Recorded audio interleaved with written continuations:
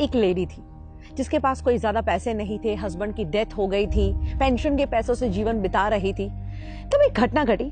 उसके घर के बाहर एक लड़का आया, दरवाजा खटखटाया।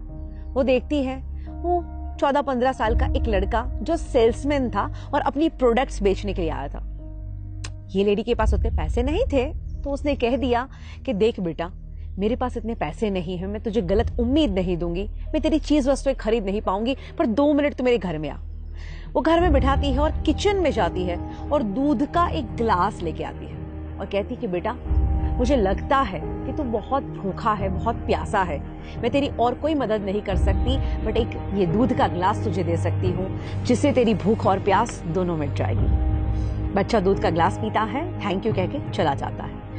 इस घटना को और 15 साल बीतते हैं। अब तो ये लेडी बहुत बुजुर्ग हो चुकी है और एक दिन उनको हार्ट अटैक आता है। आस पड़ोस वाले उनको हॉस्पिटल में भर्ती करते हैं और जब उनके ऊपर सर्जरी होती है, बाद में वो ठीक होकर अपनी आंखें खोलती है, तब उनको पता चलता है कि उनके ऊपर तो ऑलरेडी एक बहुत बड़ी सर्जरी हो चुकी है और जिसका लाखों का बिल बन चुका है। इस लेडी के पैरों तले से जमीन निकल जाती है। वो रोने लगती है कि हे भगवान, मुझे क्यों बचाया, अब मैं ये बिल कहां से पे करूंगी, मैं ये पैसा कैसे दूंगी। और 2-3 दिन वहां पे वो इतनी उदासी के साथ बिताती है। वो सोचती है मैं किसकी मदद मांगू। आखिर में उसका डिस्चार्ज का डे आता है। अभी भी उसको कुछ नहीं सूझ रहा, बिकॉज उसके कुछ ज्यादा रिलेटिव्स नहीं थे, ऐसे कोई लोग नहीं थे जो उसकी मदद कर पाए। वो भारी भारी कदमों से चलते हुए रिसेप्शन के काउंटर पे पहुंचती है। सोचती है मैं उनसे क्या बात करूंगी। वो कहती है मेरा बिल दिखाइए। वो बिल देते हैं एंड अप्रोक्सीमेटली 5 लाख रुपए का उसका बिल आया है।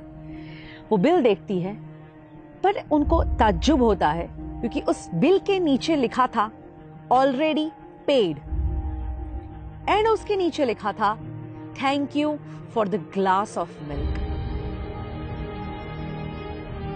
यानी वो लड़का जिसको उन्होंने एक दूध का ग्लास दिया, दोस्तों आज वो बड़ा होके एक डॉक्टर बन चुका है और उसी की हॉस्पिटल में ये लेडी आती है और वो देखता है कि ओ माय गॉड, ये तो वही लेडी जब मैं कुछ नहीं था और उन्होंने मुझे दूध का ग्लास दिया था।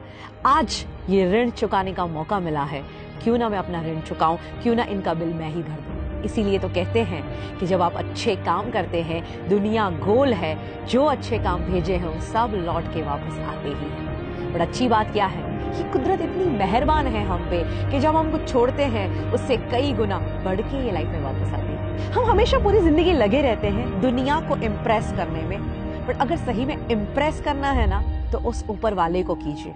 आपका इंटेंशन कितना भी सही क्यों ना हो, ये दुनिया सिर्फ आपका प्रेजेंटेशन देखती है एंड आपका ये प्रेजेंटेशन कितना भी अच्छा क्यों ना हो, ये ऊपर वाला तो सिर्फ आपका इंटेंशन ही देखता है।